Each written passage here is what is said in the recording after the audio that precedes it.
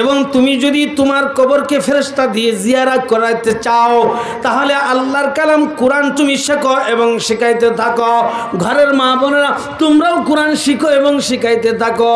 এখন অধিকাংশ মা বোনেরা এই পুরুষের দাওয়াত তাবলীগের কাজ আছে, মসজিদে আসে, আলেমদের কাছে যায়, বিভিন্ন জায়গায় যাওয়ার পরে সূরা কালাম শুদ্ধ করতে পারে, কিন্তু ঘরের মা বোনেরা অধিকাংশ তাদের আল্লাহর কালাম কোরআন সহি নাই।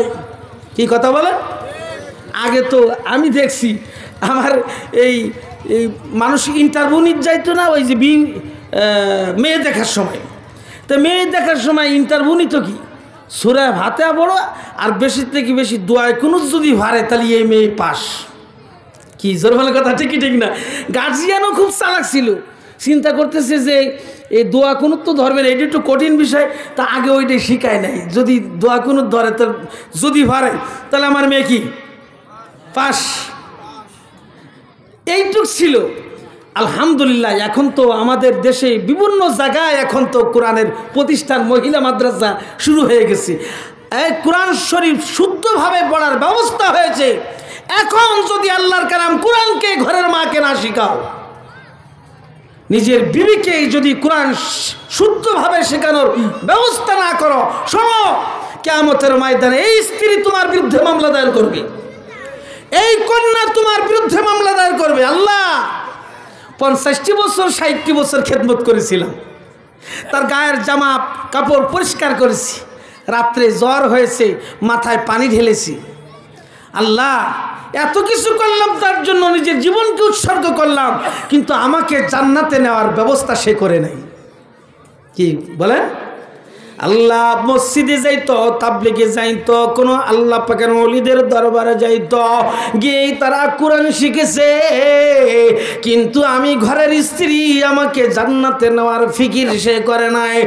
আল্লাহ আমার স্বামী যদি জান্নাতে যায়, আমি আজকে মামলা দায়ের করলাম আর হয়ে দাঁড়ালাম, আমার স্বামীকে আমি জান্নাতে যাইতে দেব না, আমাকে কেন সে কোরআন শিখার ব্যবস্থা করে নাই?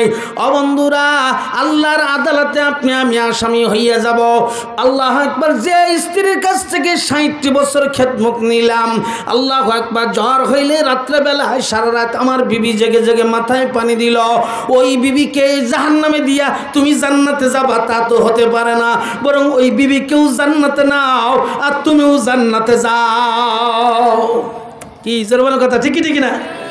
প্রিয় ভাইয়েরা, এই জন্য বিবিদেরকে কোরআন শেখানোর ব্যবস্থা করবেন। অনেক মা বোনেরা আছে তারা আবার কি কিন্তু কোরআন পছন্দ করে না। কি কথা কয় না কেন? আছে না এরকম কিছু? হ্যাঁ, আধুনিকতা ছোঁয়া লাগছে, কোরআন শিখলে কি সেই আদি যুগের সেই শিক্ষা, এই শিক্ষা করে লাভটা কি? হ্যাঁ, কবরে যাও, হালুলাটির কষ তো এনো খাওনি, হালুলাটির কষ খাইলে সোজা হইয়া যাবা। হালুলাটি বোঝেন? কি কথা বলে? হালুলাটি বোঝেন? আপনাদের অঞ্চলে নাই মনে হয়। এই হাল শশা গরুর যে বাড়ি দেয়, এটা এরা কি কয়? ও হালু ফাসুনি। হুজুর বলতেছে হালু ফাসানি, হালু ফাসুনি। ফিরে ভাইরা, আমরা বলি হুজুর যাই একটা হবে, হ্যাঁ হ্যাঁ হবে, একটা ঠিক, একটা হবে ঠিক, কিন্তু একটা যে হবে সেটা 12টার পরে ছাড়া তো একটা হয় না।